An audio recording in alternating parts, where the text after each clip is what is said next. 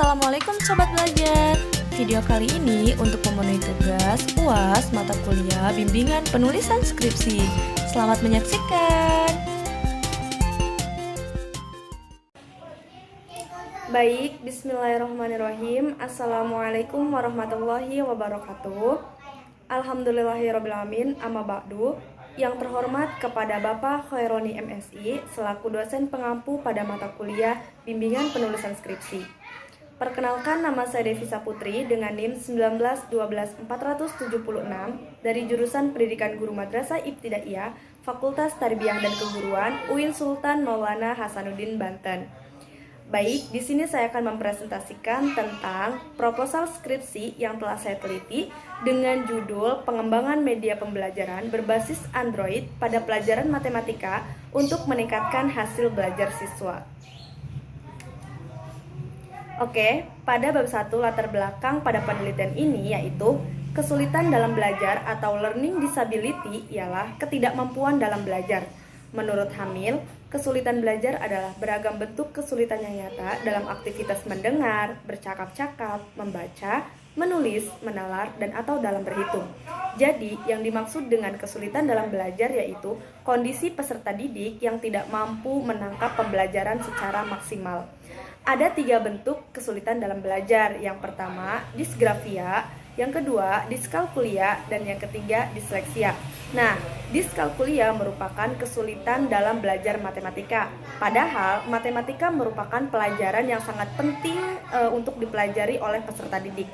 Hal ini sejalan dengan pendapat Turmudi yang menyatakan bahwa matematika berkaitan erat dengan kehidupan sehari-hari, sehingga dengan segera siswa akan mampu menetapkan matematika dalam konteks yang berguna bagi siswa, baik dalam kehidupannya ataupun dalam dunia kerja. Nah, berdasarkan hasil observasi dan wawancara oleh Ibu Sunaiyah, guru kelas 3 di SDN Gunung Sari 1, terdapat masih banyak beberapa siswa yang mengalami fobia dan tidak menyukai pelajaran matematika. Nah, berdasarkan latar belakang pada penelitian ini, maka identifikasi masalah yang pertama, kesulitan belajar siswa pada matematika di kelas 3 SDN Gunung Sari 1. Yang kedua, kurang pahamnya guru dalam mengembangkan media pembelajaran pada pelajaran matematika. Nah, selanjutnya pada rumusan masalah dan tujuan penelitian. Pada rumusan masalah, bagaimana pengembangan media pembelajaran berbasis Android untuk siswa kelas 3 di SDN Gunung Sari 1 pada pelajaran matematika?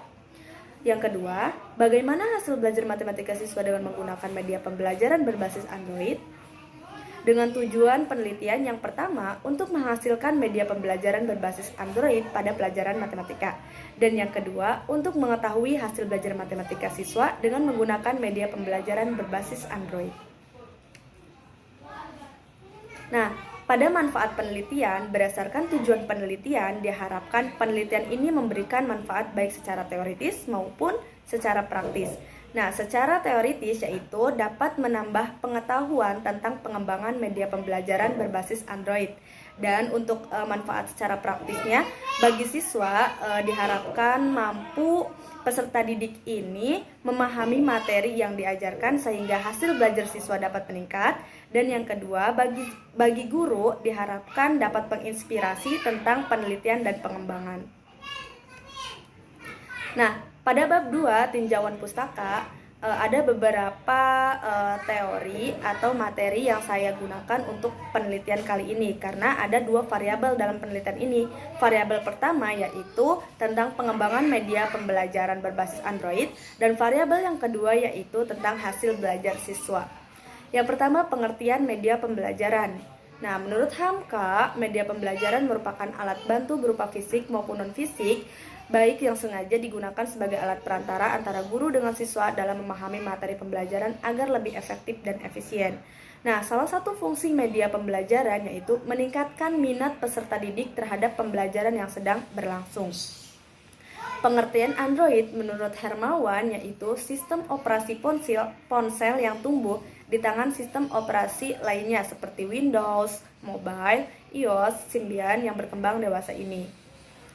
Nah, kalau pengertian matematika, jadi kata matematika ini berasal dari bahasa Latin matematika yang berarti mempelajari. Nah, sedangkan hasil belajar siswa itu menurut Omar Hamali, hasil belajar ialah ketika seseorang telah belajar akan terjadi perubahan tingkah laku pada orang tersebut. Nah, sekarang kita ke bab 3 tentang metodologi penelitian. Yang pertama tentang metode penelitian. Pada penelitian kali ini, saya menggunakan metode penelitian dan pengembangan atau Research and Development, bisa juga disingkat dengan R&D. Tujuan dari R&D yaitu untuk menghasilkan produk baru atau mengembangkan produk yang sudah ada, serta menguji keefektifan produk tersebut. Metode ini menggunakan model ADI atau Analysis, Design, Development, Implementation, dan Evaluation. Untuk jadwal penelitian kali ini berlangsung pada bulan Februari hingga bulan Juni tahun 2022. Beralamat di Kampung Gunung Sari, Kecamatan Gunung Sari, Desa Gunung Sari, di SDN Gunung Sari 1. Nah, untuk sumber data saya menggunakan 2 sumber data. Yang pertama, data primer dan juga yang kedua data sekunder.